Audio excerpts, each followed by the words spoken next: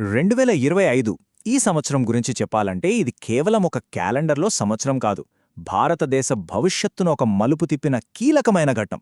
పెద్ద పెద్ద ఆర్థిక సంస్కరణలు, ఓటర్లిచ్చిన షాకింగ్ తీర్పులు, ఎవ్వరూ ఊహించని సాహసోపేతమైన చట్టాలు, ఇలా ఒకటేంటి ఎన్నో నాటకీయ పరిణామాలకు వేదికైంది ఆ ఏడాది. ఇంతకీ 2025లో ఏం జరిగింది? భారతదేశం ఒక కొత్త దిశగా తన ప్రయాణాన్ని ఎలా మొదలుపెట్టిందో ఇప్పుడు వివరంగా చూద్దాం. 2025 సంవత్సరాన్ని ఒక్క వాక్యంలో చెప్పమంటే బహుశా ఇదే కరెక్ట్. నిర్మాణాత్మక సంస్కరణలు మరియు స్థిరీకరణ. అంటే ఏంటంటే ఆ ఏడాది ప్రభుత్వం ఒకవైపు పాత వ్యవస్థల్ని కూల్చేస్తూనే మరోవైపు దేశానికి ఒక పటిష్టమైన ఒకే రకమైన పునాది వేయడానికి గట్టిగా ప్రయత్నించింది. ఇదొక రకంగా చెప్పాలంటే ఒక పాత ఇంటిని పూర్తిగా పడగొట్టి అదే స్థలంలో ఒక బలమైన కొత్త భవనాన్ని నిర్మించడం లాంటిదన్నమాట. సరే, ఈ మొత్తం చిత్రాన్ని సరిగ్గా అర్థం చేసుకోవాలంటే మనం దీన్ని 5 భాగాలుగా విడదీసి చూద్దాం. ఫస్ట్, ఆ సంవత్సరపు అసలు కథేంటో చూద్దాం. ఆ తర్వాత ఎకానమీలో వచ్చిన భారీ మార్పులు మరి ఓటర్లు ఎవరికి ఓటేశారో పరిశీలిద్దాం. అక్కడ్నుంచి దేశ సరిహద్దుల్లో చట్టసభల్లో ఏం జరిగిందో గమనించి ఫైనల్గా ఇవన్నీ కలిసి భారతదేశాన్ని ఎలా ఒక కొత్త దారిలో నడిపించాయో విశ్లేషిద్దాం. రైట్, మొదటి అంకంలోకి వచ్చేద్దాం. సంస్కరణ మరియు స్థిరీకరణ. అసలు 2025 సంవత్సరాన్ని నడిపించిన ఆ 3 కీలక శక్తులేంటి? అవి తెలిస్తేనే మనకు ఆ ఏడాది మొత్తం కథ అర్థమవుతుంది. ఇవే ఆ 3 మూల స్తంభాలు: పాలన, రాజకీయాలు మరియు విదేశాంగ విధానం. ఒకవైపు ప్రభుత్వం ఎవరూ ఊహించని బోల్డ్ డెసిషన్స్ తీసుకుంటోంది. మరోవైపు ప్రజలు తమ ఓటుతో చాలా తెలివైన తీర్పు ఇస్తున్నారు. ఇంకోవైపు గజిబిజిగా ఉన్న ప్రపంచ రాజకీయాల్లో తనకంటూ ఒక ప్రత్యేక స్థానాన్ని నిలబెట్టుకోవడానికి భారత్ తెగ ప్రయత్నిస్తోంది. ఈ మూడింటి మధ్య జరిగిన సంఘర్షణే 2025 కథ. ఇక ఆర్థిక రంగానికి వస్తే 2025 ఒక పెద్ద ప్రక్షాళన లాంటిది. దేశమంతటా ఒకే రూల్ బుక్ ఉండాలి, ఒకే ఆర్థిక నియమావళి ఉండాలి అని ప్రభుత్వం గట్టిగా సంకల్పించింది. పాత చిక్కుముడుల చట్టాలన్నింటినీ పక్కన పెట్టి సింపుల్గా అందరికీ ఒకేలా ఉండే వ్యవస్థను నిర్మించడమే వాళ్ల లక్ష్యం. ఒక్కసారి చూడండి, కేవలం కొద్ది నెలల వ్యవధిలోనే ఎంత పెద్ద మార్పులు జరిగాయో. ఫిబ్రవరిలో ట్యాక్స్ సిస్టమ్ని పూర్తిగా మార్చేశారు. ఏప్రిల్లో గ్రామీణ ఉపాధి పథకాన్ని కొత్తగా తీసుకొచ్చారు. జులై వచ్చేసరికి దేశంలోని కార్మిక చట్టాలన్నిటినీ ఒకే గొడుగు కిందకి తెచ్చారు. ఇదంతా యాదృచ్ఛికంగా జరిగింది కాదు.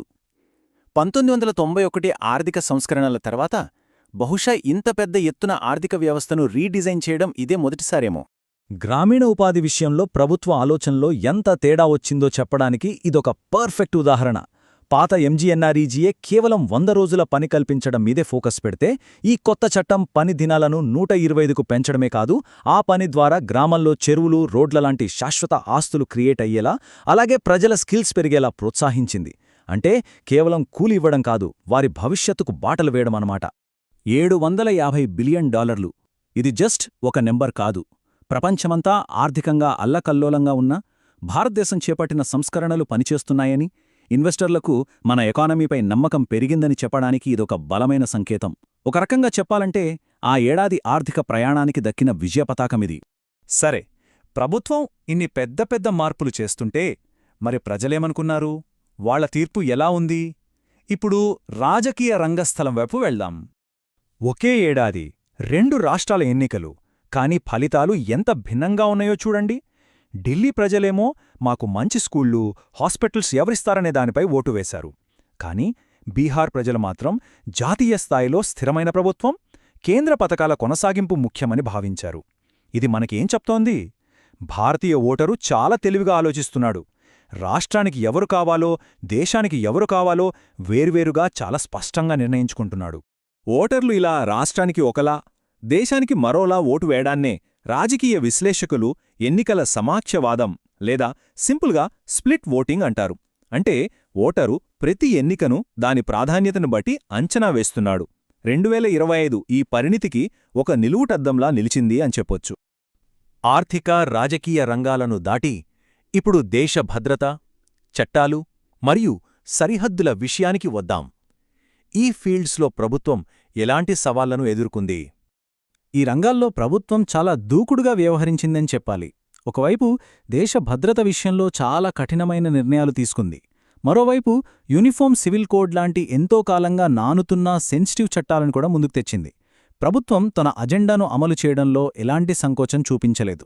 సరిగ్గా ఇదే టైంలో దేశవ్యాప్తంగా ఒక కొత్త వివాదాస్పద పదం బాగా వినిపించింది: బుల్డోజర్ న్యాయం.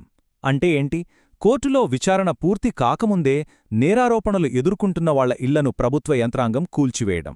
ఇది చట్టబద్ధమేనా కాదా అనే ప్రశ్న దేశవ్యాప్తంగా పెద్ద చర్చకు దారితీసింది. ఈ చర్చకు సుప్రీంకోర్టు ఒక చారిత్రాత్మక తీర్పుతో ఫుల్ స్టాప్ పెట్టింది. నివాస హక్కు ప్రాథమిక హక్కు.